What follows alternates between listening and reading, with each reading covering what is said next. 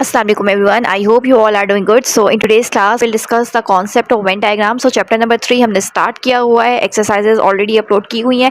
आज की क्लास में हमने वेन डायग्राम का कॉन्सेप्ट बहुत डिटेल के साथ देखता है, जो आपके पास बुक में 9th क्लास की जो बुक है उसमें पेज नंबर 44 पे गिवन है.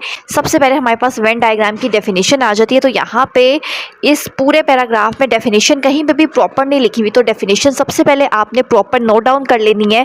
A Venn diagram is a diagram that uses overlapping circles. Venn diagram में हमारे पास एक ऐसी डायग्राम होती है जिसमें हम ओवरलैपिंग सर्कल्स यूज करते हैं. ओवरलैपिंग सर्कल्स जैसे ये गिवन है, ठीक है, to represent sets and show the relationship between them. ये बिटवीन लिखा हुआ है, ठीक है.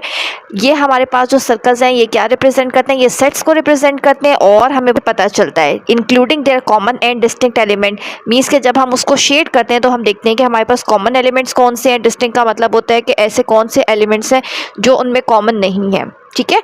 सो इस तरीके से वेन डायग्राम हमारे पास यूज़ होती है. ये इसकी फॉर्मल डेफिनेशन है. इसके अलावा हमारे पास यहाँ पे वेन डायग्राम को समझने के लिए डिटेल से यहाँ पे वेन डायग्राम जितने तरीक़ों से हमारे पास बन सकती है कि वेन डायग्राम के थ्रू हम यूनियन कैसे फाइंड आउट करते हैं, इंटरसेक्शन कैसे फाइंड आउट करते हैं, ए माइनस बी, बी माइनस ए, ये सारी जो इंपॉर्टेंट आपके पास डायग्राम्स बनी हुई हैं इनको बहुत डिटेल से हम 1 बाय 1 देखने वाले हैं, ठीक है. सो स्टार्ट करते हैं. सबसे पहले हमारे पास जो टॉपिक स्टार्ट हो रहा है, अलहदा से मैंने शीट पर बना ली है. सारी डायग्राम्स आपके सामने शेड करूँगी ताकि आपको ये बहुत अच्छे से क्लियर हो जाए कि ये कैसे शेड की हुई है. अगर आपको ये वेन डायग्राम का कॉन्सेप्ट समझ आ जाता है ना, तो कोई भी कॉन्सेप्चुअल क्वेश्चन भी आप कर सकते हैं. प्लस एक्सरसाइज में, रिव्यू एक्सरसाइज में वेन डायग्राम ड्रॉ करनी आप लोगों को इजीली आ जाएगी, ठीक है.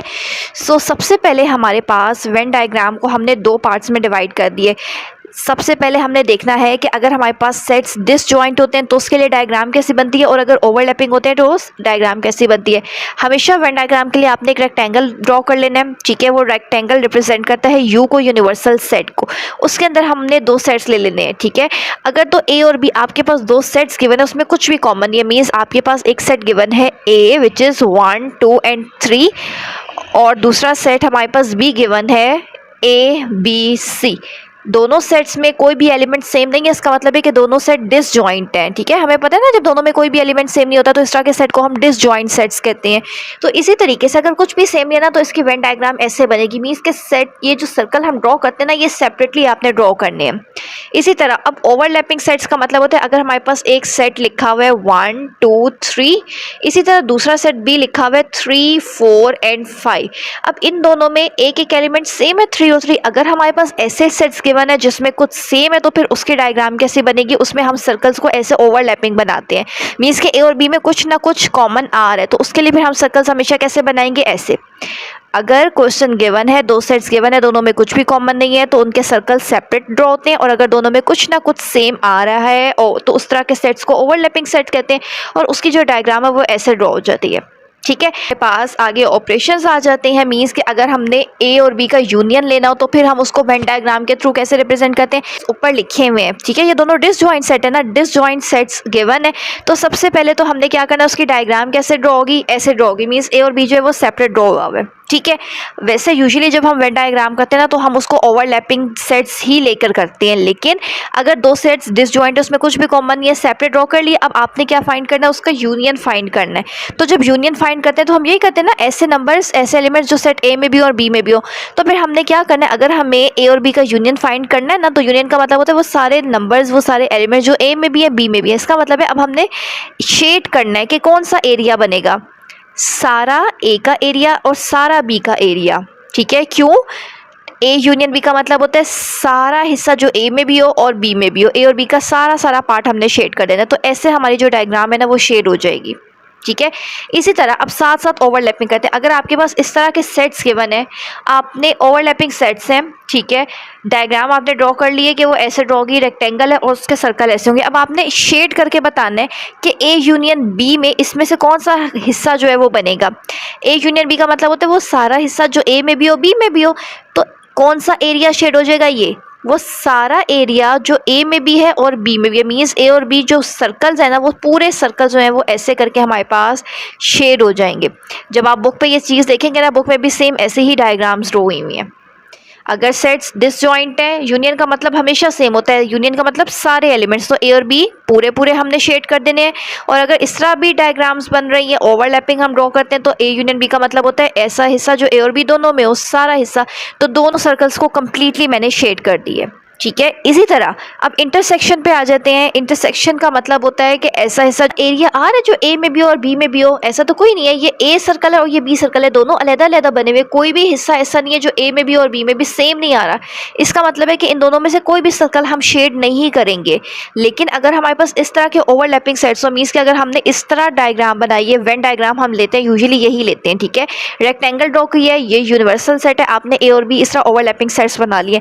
अब अगर आपने इसका इंटरसेक्शन फाइंड आउट करना है तो आप कैसे फाइंड करेंगे? इंटरसेक्शन का मतलब ऐसा हिस्सा, डायग्राम की बात करें ना, तो ऐसा हिस्सा जो ए में भी हो और बी में भी हो। अब देखिए, ये ए वाला सर्कल है, ये बी वाला सर्कल है, तो ये वाला जो हिस्सा है, ध्यान से देखें, अगर मैं बी वाले पार्ट को हटा दूं तो ये ए के अंदर आ रहा है, ये ए का पार्ट है। अगर मैं यहाँ से ए वाले सर्कल को हाइड कर दूं तो ये बी वाला सर्कल है, ठीक है। इसका मतलब है ये जो ये दरमियान वाला हिस्सा है ना, ये ए में भी आ रहा है और ये बी में भी आ रहा है। तो इंटरसेक्शन का मतलब यही होता है ना, ऐसा पार्ट जो ए में भी हो, ऐसा नंबर जो ए में भी हो और बी में भी हो, जो दोनों में हो। तो इन दोनों में कॉमन एरिया कौन सा बन रहा है? ये वाला। अगर हमें वेन डायग्राम में इंटरसेक्शन फाइंड आउट करना है तो हमारे पास कौन सा एरिया शेड होगा? ये वाला। अगर हमें वेन डायग्राम में यूनियन फाइंड आउट करना है, यूनियन का मतलब सारा एरिया, ठीक है। क्वेश्चन जो हैं वो सारे ये वाले इस तरीके से ओवरलैपिंग सेट्स में, मीन्स डायग्राम हम हमेशा इस तरह बना के ही उनको शेड करेंगे। ये सिर्फ समझने के लिए कि अगर डिसजॉइंट होंगे सेट्स तो फिर उसकी डायग्राम कैसे बनती है। बेसिकली जो वेन डायग्राम है वो हम इन्हीं सेट्स को लेके, ऐसे डायग्राम्स को लेके करते हैं, ठीक है। नेक्स्ट देखें, डिसजॉइंट सेट्स ही हैं, ठीक है। डिसजॉइंट मतलब ऐसे सेट जिसमें कुछ भी कॉमन नहीं है। अब हमने क्या करना है, हमने उसकी वेन डायग्राम बनानी है। वेन डायग्राम के लिए आपने स्टार ड्रॉ कर लिया, डिसजॉइंट है ना, तो वेन डायग्राम के लिए एक रेक्टेंगल ड्रॉ कर लिए, वो यू है, और ए और बी सेपरेटली सर्कल्स ड्रॉ कर लिए। अब हमने जो एरिया शेड करना है ना, वो कौन सा करना है? ए माइनस बी। तो पहले देखें कि ए माइनस बी का क्या मतलब होता है। ए माइनस बी का मतलब यही होता है ना, अगर हम सेट्स में भी उसको सॉल्व करते हैं, ए में से बी को निकाल देते हैं, माइनस कर देते हैं। तो इसी तरीके से डायग्राम में देखें, अगर मैं सर्कल ए में से सर्कल बी को निकाल दूं तो कौन सा एरिया बच जाता है?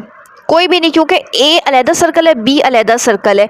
अगर मैं, हमने क्या करना है, सर्कल ए में से अगर हम बी वाला पार्ट हटा दें, ए में से ये बी वाला पार्ट हमने निकाल दिया है, तो क्या बच जाएगा? ये वाला हिस्सा बच जाएगा हमारे पास। इसको हमने शेड कर दिया है। अब मैं आपको इसको एग्जाम्पल के थ्रू भी बता देती हूँ। फॉर एग्जाम्पल मेरे पास लिखा हुआ है ए 1 2 3 और बी क्या लिखा हुआ है, अगेन वही एग्जाम्पल है ए बी सी। दोनों डिसजॉइंट सेट्स है ना, दोनों में कुछ भी कॉमन नहीं है, इसलिए ऐसे डायग्राम बना ली है। अब इसी को सॉल्व करके देखें कि क्या a माइनस बी करें तो क्या आंसर आता है। a माइनस बी का मतलब है इसमें से ये वाले नंबर्स निकाल दे, तो a में तो ये वाले नंबर आ ही नहीं रहे, तो फिर आंसर क्या आ जाएगा? जब आप a माइनस बी करेंगे तो 1 2 3 आ जाएगा ना। a वाले नंबर्स ही लिखने होते हैं, बी के निकाल के ए के जो बच जाए वो लिख देते हैं। तो इसका मतलब है कि ये आंसर तो आपके पास सेट ए बन रहा है ना, देखा जाए तो ये तो यही वाली चीज़ है। तो इसका मतलब है कि आपने इसमें कौन सा एरिया सर्कल करना है? सिर्फ सर्कल, आपने शेड जो है वो सिर्फ ए सर्कल को करना है। और अगर ओवरलैपिंग सर्कल्स आ रहे हो, ओवरलैपिंग सर्कल्स इस तरह की अगर डायग्राम बन रही है, तो फिर हमने किस तरह एरिया को शेड करना है? क्या करना है? ए माइनस बी करना है। देखिए ध्यान से, ए में से बी वाला पार्ट निकाल देना है, ठीक है। बी वाला पार्ट ऐसे लिखा हुआ है ए माइनस बी, ए में से बी को निकाल दें। इस पूरे बी सर्कल को अगर मैं निकाल दूं, निकालने का मतलब है हटा दें, तो पीछे क्या चीज़ बच जाएगी? ऐसे सिर्फ ये वाला एरिया मेरे पास रह जाएगा ना। इसको ऐसे कम्प्लीटली शेड कर लें, बेशक लाइंस ड्रॉ कर लें या बेशक ऐसे आप इसको कर लें। बी वाला पूरा जो सर्कल है ना, पूरा सर्कल, उसको किसी भी पार्ट को शेड नहीं करना। ए में से हमने बी वाला पूरा सर्कल निकाल दिया है, पीछे ए में से जो हिस्सा रह गया ना, उसको बस हमने शेड कर लेना है, ठीक है। अगेन बता रही हूँ, जब भी वेन डायग्राम करते हैं तो यही वाली डायग्राम्स ड्रॉ होती हैं, ये सिर्फ वैसे ही दिखाने के लिए कर रहे हैं साथ साथ। इसी तरह सेट्स अगर डिसजॉइंट है, ऐसे ड्रॉ कर लिए हैं। अब बी में से ए को निकालना है, बी में से ए को निकाल दें, तो वही बात है ना। यहाँ पे देखें जो एग्जांपल लिखी हुई है, बी में से ए को निकाल दें, ए बी सी में से 1 2 3 निकाल दें। 1 2 3 तो ऑलरेडी लिखा हुआ ही नहीं है, तो ए बी सी ही बच जाएगा, मीन्स के सेट बी ही बच जाएगा। तो ये वाली बात है, बी में से हमने ए को हटा दिया है। जब ए को हटा दिया तो पीछे क्या रह गया? बी ही रह गया ना, तो बी वाला पूरा एरिया बस शेड हो जाएगा। और इस तरह अगर आपके पास ओवरलैपिंग सेट्स बन रहे हैं तो फिर कैसे होगा? बी में से ए को निकाल दें, ये बी है, इसमें से ये जो पूरा ए सर्कल है ना, इस पूरे ए सर्कल को निकाल दें। निकालने का मतलब छोड़ दें, माइनस कर दें, तो कौन सा हिस्सा पीछे रह जाएगा? ये वाला एरिया रह जाएगा ऐसे, ठीक है। अगेन देख लें a माइनस बी, ए में से अगर b को निकालना है तो b वाला पूरा सर्कल छोड़ के पीछे जो एरिया रह रहा था वो शेड करना है, और अगर b माइनस ए करना है, b में से a को निकालना है, a वाला पूरा सर्कल छोड़ देना है, पीछे b वाला जो एरिया रह जाएगा ना, बस वो हमारे पास आंसर होगा, ठीक है। यहाँ तक सिर्फ आपके पास जो एक्सरसाइज रिलेटेड क्वेश्चंस है ना उसमें मोस्टली यही यूज़ हो रहा है। आगे भी कुछ टाइप्स हैं जो आपके पास बुक में लिखी हुई है, मैं आपको यहाँ से भी दिखा देती हूँ। सो इस पेज पे से हमने डिसजॉइंट और ओवरलैपिंग सेट्स के ये चारों ऑपरेशंस देख लिए कि अगर ए यूनियन बी लेना हो तो फिर कैसे होता है, इंटरसेक्शन कैसे लेते हैं, माइनस कैसे करते हैं। अब ये कुछ सबसेट से रिलेटेड है, इसको भी देख लेते हैं, ये भी बहुत ईजी होते हैं, इसको कैसे शेड करते हैं। सो अब मैंने यहाँ पे लिख लिए हैं, अगर हमारे पास ऊपर लिखा हुआ है if A is a subset of B then draw the Venn diagram of A union B.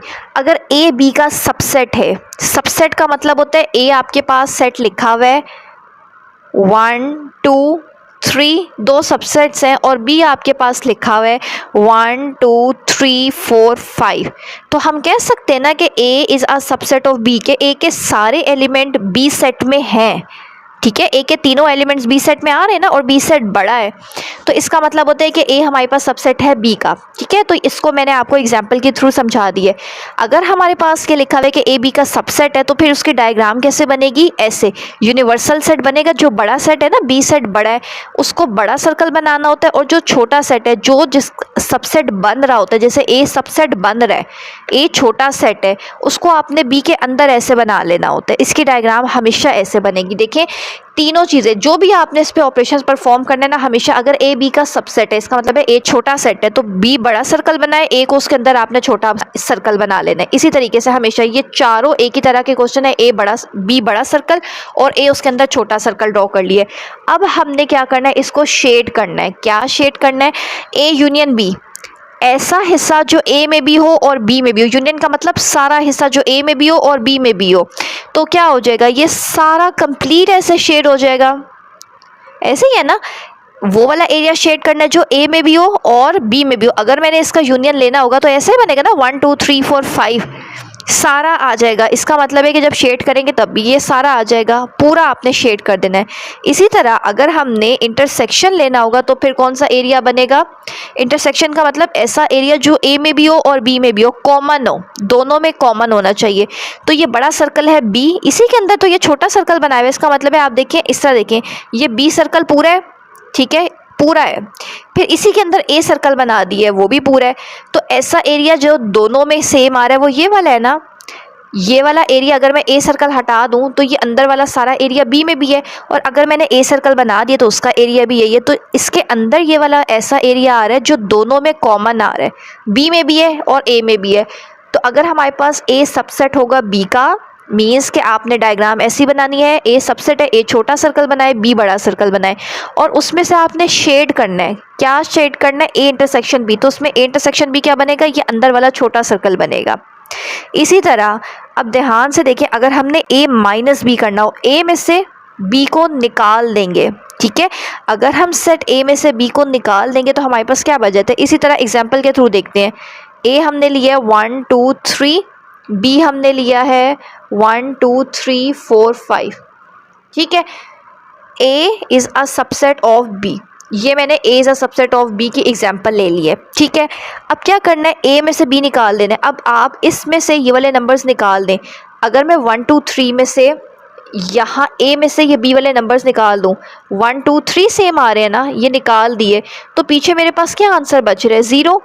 A minus B करें, ये वाले नंबर्स जो जो ए में आ रहे हैं उसको निकाल लें, तो पीछे ए में क्या बच रहा है, कुछ भी नहीं, 5, कुछ भी नहीं बच रहा है। इसका मतलब है कि इसकी डायग्राम में कोई भी एरिया शेड ही नहीं होगा, क्योंकि जब हम ए में से ये ए है इसमें से बी को हटा देंगे तो हमारे पास कुछ भी पीछे नहीं बचेगा, इसलिए इसमें कोई भी एरिया शेड नहीं होगा। और इसी तरह अगर हमने बी माइनस ए करना हो, यही एग्जाम्पल लिख लेते हैं जो ऊपर लिखी हुई है। अब बी माइनस ए करना है, बी सेट लिखें 1 2 3 4 5, माइनस करें ए सेट क्या है 1 2 3, बी में से इसमें से ये वाले नंबर निकाल दें, कौन कौन से 1 2 3 निकाल दें, पीछे क्या रह जाता है 4 और 5। तो ये किसके नंबर थे, ये बी सेट के नंबर है ना। इसका मतलब है कि आप कौन सा एरिया शेड करेंगे, बी वाला, खाली बी वाला। और अगर एग्जाम्पल नहीं करनी ओरल भी आप कर सकते हैं। बी में से ए निकाल दें, इस पूरे बी सर्कल में से जो ए वाला पार्ट है ना उसको छोड़ के बाकी जो भी एरिया आपके पास बच रहा है आपने बस उसको शेड कर लेना है। कितना सिंपल सा है। इसी तरीके से अब दूसरी टाइप देखते हैं। लास्ट जो हमारे पास आ जाती है, अब ऐसे सेट्स हैं जो बी सबसेट है ए का, मीन्स कि अब हम कह देते हैं ए जिसके साइड वैसे ये ओपन हो रहा होता है ना वो बड़ा सेट होता है। ए आपके पास है 1 2 3 4 5 और बी आपके पास है 1 2 3। तो हम कह सकते हैं कि बी जो सेट है वो सबसेट है ए का। बी के सारे एलिमेंट ए में है ना, बी छोटा सेट है ए बड़ा सेट है, तो बी सबसेट है ए का। ठीक है, तो डायग्राम कैसी बनेगी, जो बड़ा सेट होता है कौन सा बड़ा है, जिसकी साइड वैसे ये ओपन हो रहा होता है ए बड़ा है, तो ए सर्कल बड़ा बनाना है और बी सर्कल छोटा। ये सारे इसके जो हमारे पास डायग्राम बनेगी ना वो ऐसी बनेगी, ए बड़ा सर्कल बी छोटा। कब, जब आपके पास बी सबसेट होगा ए का, मीन्स के बी छोटा सेट है ए बड़ा सेट है। जब बी की साइड पे ओपन होगा तो बी सर्कल बड़ा होगा ए सर्कल छोटा। जब ए की साइड पे ओपन होगा तो ए सर्कल बड़ा बी सर्कल छोटा। सबसे पहले तो हमने डायग्राम ऐसे ड्रॉ कर लेनी है ना। अब मैंने क्या करना है, अब मैंने एरिया शेड करना है ए यूनियन बी। ऐसा एरिया जो ए में भी हो और बी में भी हो, दोनों में होना चाहिए। मीन्स सारा एरिया जो ए में भी और बी में भी हो, तो ये पूरा कंप्लीट ऐसे शेड हो जाएगा। ए में भी बी में भी सारा एरिया जो जो आ रहा है वो शेड कर लिया। इसी तरह अगर मुझे इंटरसेक्शन फाइंड करना है, ऐसा एरिया जो ए में भी हो और बी में भी हो, तो कौन सा एरिया इसमें से शेड होगा, यही अंदर वाला, क्योंकि ये अंदर वाला एरिया ही ऐसा है जो ए सर्कल का भी पार्ट है और बी में भी, तो ये वाला खाली शेड हो जाएगा। वेन डायग्राम में हमने सिंपल सिर्फ शेड करना होता है। ठीक है, इसी तरह अगर मैंने ए में से बी को निकाल देना है तो क्या करेंगे, सर्कल ए में से बी को निकाल दें। ए में से बी वाला पार्ट हटा दिया, उसको हाइड कर लें, तो पीछे कौन सा एरिया रह जाएगा, ये वाला बाहर वाला सिर्फ एरिया रह जाएगा ऐसे।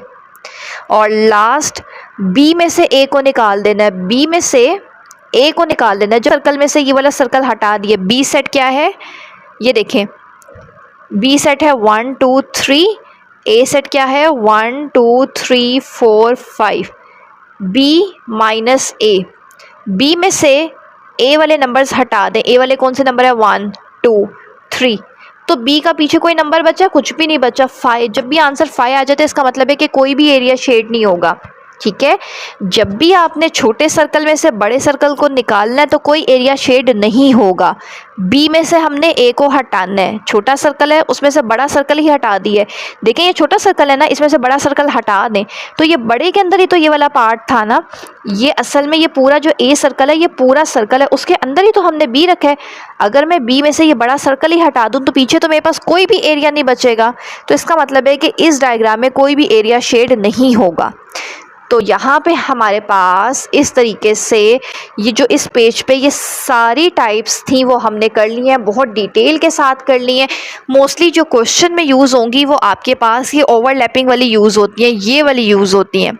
ओवरलैपिंग सेट का यूनियन कैसे फाइंड करते हैं, इंटरसेक्शन कैसे फाइंड करते हैं, उनको माइनस कैसे करते हैं और बी माइनस से कैसे करते हैं, ये बहुत इंपॉर्टेंट है, ये आपको आना चाहिए।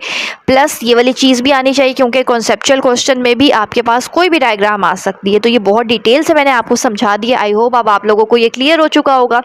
और एक लास्ट हमारे पास पार्ट रह गया, वो भी मैं आपको समझा देती हूँ। यहाँ पे देखिए, बुक पे से ही देख लेते हैं। अब अगर हमने ए कॉम्प्लीमेंट फाइंड आउट करना है, ठीक है, सिंपल ए कॉम्प्लीमेंट फाइंड करना है।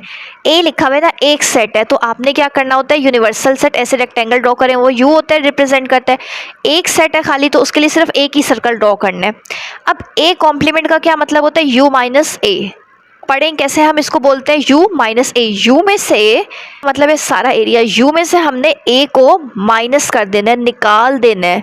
तो जब मैं u में से a वाला हिस्सा निकाल दूंगी तो फिर मेरे पास कौन सा एरिया बच जाएगा, बाहर वाला सारा एरिया बच जाएगा। ठीक है, यहाँ पे मैं आपको एक दफ़ा करके भी बता देती हूँ क्योंकि ये भी बहुत इंपॉर्टेंट कॉन्सेप्ट है। यहाँ पे फाइंड करना है ना ए कॉम्प्लीमेंट, खाली यही फाइंड आउट करना है। ठीक है, ड्रॉ हमने इसकी वेन डायग्राम ड्रॉ करनी है। एक ही सेट है ए, तो खाली आपने एक सर्कल ड्रॉ करना है और ऐसे यू लिख देना है। अब ए कॉम्प्लीमेंट का क्या मतलब होता है, यू माइनस ए। पढ़ें ज़रा इसको, यू में से ए निकाल दें, इस पूरी जगह में से इस सर्कल को हटा देते हैं, तो पीछे कौन सा एरिया रह जाएगा, ये वाला। सिर्फ सर्कल को छोड़ के बाकी सारा एरिया जो है वो ऐसे शेड हो जाएगा। सिर्फ जो ए वाला सर्कल है वो हमने निकाल दिया है, इसलिए उसको शेड नहीं करेंगे। इसी तरह अगर बी कॉम्प्लीमेंट करना होगा फाइंड आउट, तो कैसे करेंगे, ऐसे एक डायग्राम ड्रॉ कर लेते हैं। बी है ना, तो खाली अब ऐसे बी लिख लें और ये बाहर यू है। बी कॉम्प्लीमेंट का क्या मतलब होता है, यू माइनस बी। यू में से बी को निकाल दें। यू में से बी वाले मीन्स इस पूरे सर्कल को अगर मैं निकाल दूं तो पीछे मेरे पास कौन सा एरिया बचेगा, उसको ज़रा शेड कर लें।